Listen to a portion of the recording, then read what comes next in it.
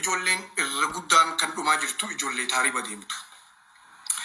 Ijoollee yakka hojjettee karaa gubbarratti daangaa gubbarratti akkuma beeytanitti namni karaa taariba dhufee ni beeytanii jalaalli waa hidhatee meeshaa hidhatee deema askarii wajji guzii dhufee walitti dhuhaafatee baafata takkee keessaa qabamu. Warri qabamu irra guddaan warri kanaaf saaxilamu ummata miskiina hiyyeessa karaa deemu. Kuni ni beeyna. Warri yakkamaan warri taariba nama oofuu warri qawwee harkaa qabu namni meeshaa harkaa qabu yoo kan ajjeefamullee ta'e san itis okay yakka isaati jennee irratti callisna. Garuu ummata akka keessanii taariba deemu balaa kanarratti bu'e. Kanaaf nuti dhiibbaa uumaa jirra. Balaa quban qabne dalagataaf qotiyyoo isaa abbaa gurgursiisee biyya Saudi Arabiyaa dhaqeetiin dalagadhaa yookaan Omaaniin dalagadhaa.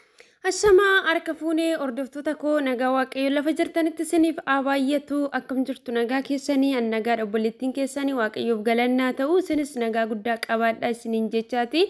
Egaa obboloota koo har'a oduu gaddaa isiniif qabadheetiin dhufee jira sidiin jedha innis maalidha yoo jettanii lammiileen keenya yookiis immoo obboloonni keenya Saudi Arabiyaa keessatti kan argamanii warri dhiirotaa duraanillee dhumaatuma hoolanii amma immoo bifa haaraa ta'een guyyaarraa gara guyyaatti ganama jechuudhaan namoonni shashanii qalamanii akka oolanii mootummaanii Saudi Arabiyaa namoota adabamanii mana seeraa jiran irratti labsii haaraa baasee jira. Kanaaf iyyuu namoonni kun guyyaa kaleessarra jalaa qabanii akkuma itti fufetti ganama jechuudhaan namoota shashaniin kan isaan qalamanii jiranii har'allee akkuma sanadha sinin jedha. Obboloonni keenya hedduu isaanii kan qalamanillee suura isaanii jira. Haa ta'u iyyuu malee maatii isaanii mirri isaanii bakka qalbii isaaniitu cabal jedhamee in dhoofame jechuudha suurri isaanii wantoota tokkoon.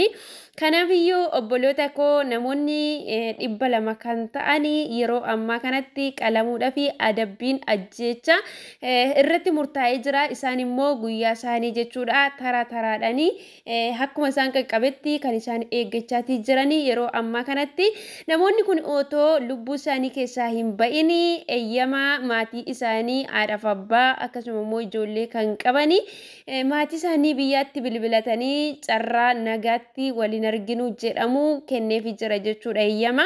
Egaa obboloota koo baay'eedha jechuudha kan nama gaddisiisu keessaa dhugaa dubbachuudhaa fi in hojjetannaa of jijjiirraa maatii keenya jijjiirraa akkasuma immoo gaa'ilallee kan qabanii gaa'ila keenya bakka hin guddifannaa ijoollee keenya guddifannaa rakkina keessatti ijoollee keenya hin dararru akkuma ofiidha rakkina keessatti guddanne jedhanii namoonni hedduu wantoota qaban kan bajaajii qaban bajaajii isaanii kan bakka wanta qaban hunduma isaa gurguranii hin dabalannaa ifooyyoofna yeroo humna qabnu kanatti fiigganna jedhanii karaa dallala seeraan haalaatiin jechuudha lammiileen keenya kan bahararra darba akkasuma immoo miilanillee kutanii kan gara Saudi Arabiyaa keessatti godaananii jiranii akkaataa baay'ee nama gaddisiisuun mana hidhaa keessatti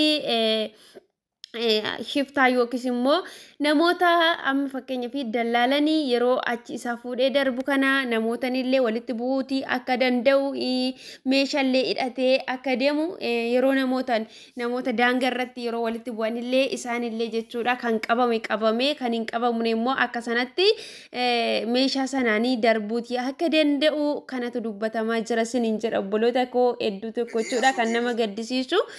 Kanaaf iyyuu wanti gochuun dura jiraatu obboloota keenya akkuma keenya biyyarra jireenya isaanii jijjiiruudhaa fi baraha keessaa dheebuu fi beela hunduma isaa dandamatanii amma immoo mana hidhaa keessatti murtiin qalamanii mormi isaanii irraa citee akka du'uutti murtaa'e. Kanaaf amma dandeenyutti sagalee akka taanuu fi warra yakka hojjete warra nama ajjeese warra waan bakka hin taane tokko namoota irratti raawwatan wajjin miskiinonni kan jireenya isaanii qofa jijjiiruudhaaf biyyaa ba'an dalagachuudhaa fi akka isaaniif sagalee taanuuf jechuudha. Kanaaf namummaan yoo isinitti dhaga'ame namni viidiyoo kana dhaggeeffachaa jirtu share like godhaatoo namoota hedduu biraan gaasiniin jedha obboloota koo akkatti baanu malee akkatti galuu hin beennu maatii isaaniillee jechuudha amma yoom ijoolleen keenya nuuf galuu hojjetatanii nutti deebi'u jedhanii akka sanatti jechuudha kan yaadan obboloota koo. Namoonni immoo yeroo hammaa kanatti immoo guyyaa har'aa jechuudha kan duuti itti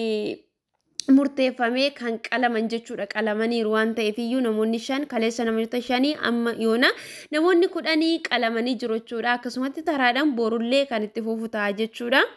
Mootummaan irratti hojjenna jechuu malee furmaatoo maatuu hin finne jedhan erga fulbaana 25 bara 2024 murteen du'aa itti murtaa'e yeroo takka qofaan qoonsilii Itoophiyaa dhufee isaan ilaaluu himaniitii jiru.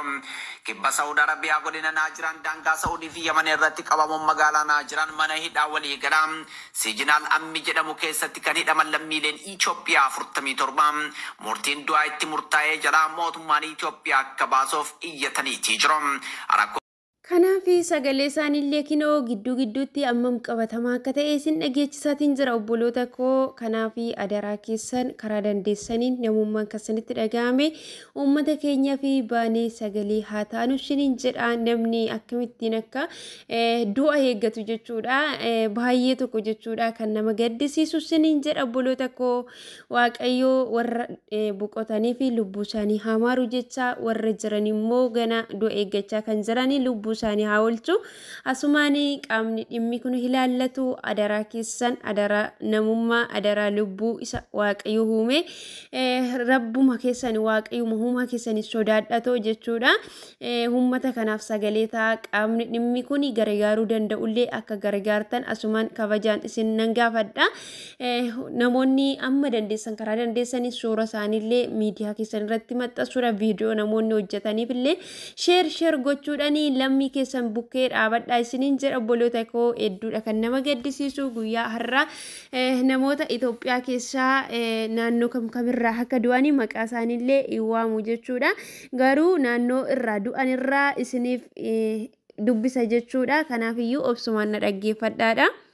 Keessatti kan qalame jechuudha. Maatii isaanii akka dubbisanii fi kaardii bitanii fi eeyyabsiisanii jechuudha. Namoonni ajjeefamanii Harargee lixaa aanaa Daroo Lubbuu Gadaanaa Milaayee fi Harargee ba'aa aanaa Malkaaballoo godina Walloo fi godina Jimmaa nama 2 waliigala ganama nama 5 qalame jechuudha. Warri yeroo gabaabduutti qalamu nama 200 ga'ee jira. Na hubadhaa. Galmeen mana hidhaa hundarraayi kan du'a eeggatus baay'ee jira. Mana hidhaa adda addaa irraayi hanga hafe abaraarru sheer godhaadha jedha jechuudha.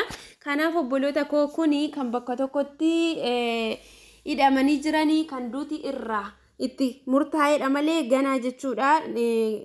Mana adabbii garagaraa irraa jechuudha kan galmeerra jiranii gana galmeerra ilaalamanii kan gana itti murtaa'ullee jiraachuuti danda'a jechuudha. Kanaaf iyyuu adaraa keessanii sagalee ta'aa fi lafa jirtanitti obboloota keenya waaqayyoo lubbuu isaanii haa baraaru. Kan boqotan immoo waan jennu hin qabnu lubbuu isaanii haa maaru jechaati. Baay'ee tokko kan nama gaddisiisu asumaan jechuudha. Namoonni obboloonni keessanillee gara biyyoota garagaraa jechuudha karaa seera haalaan jechuudha imalaatii jiranii adaraa keessanii obboloonni keessan wanta qabanii akka isaan gurguranii biyya isaanirraa hin baane obboloota keessan dhiirotaa seeran hubachiisaa isiniin jedha obboloota koo. Gaafa biyyaa ba'u namni aaree yookiin ondu'es yoon jiraadhes jedhanii jireenya ulfaachuu isaa jibbaniiti jechuudha. Kan bahararraa lubbuu isaaniitti murteessanii deemanii garuu mana hidhaa Saawud Arabiyaa keessatti achi keessatti baay'ee dararama. Gana murtii akkanaa hinduutuu hin qalamtu qophii yeroo namaan jedhanitti hedduu kun waan nama gaddisiisuudha siniin jedha. Dhugaa dubbachuudha fi duuti yoo dhufellee haal takkatti dhufee tooyi isa du'a sana wayya malee wanta akkanaa kun baay'ee fokkisaadha fi baay'ee sodaachisaadha siniin jedha. Hedduu na gaddisiisee jira. Wanta goonuu hin qabnu waaqayyo sana heegu jechaati. Obboloota keessan adaraa keessan hubachiisaa isiniin jedha. Akka isaanii bahararraan biyyoota akkanaa kana dallala seera qabeessa hin taanerraan akka hin deemne sababa dallaalateen jechuudha. Namoota yakka hojjetanii achi keessa jirantu jiru waan ta'eef sababa kanaaf namoonni kun hundumtiyyuu jireenya isaanii irratti wanta akkanaa kun murtaa'e namoonni balleessan yoo baay'ate yookiin nama 50 yookiin immoo nama 20 10 kana ta'uutii dandeessi jechuudha. Garuu kan itti miidhamu badiisa isaa saba miskiina hojjetachuudhaaf ba'ee jireenyaan falmuudhaaf yookiis immoo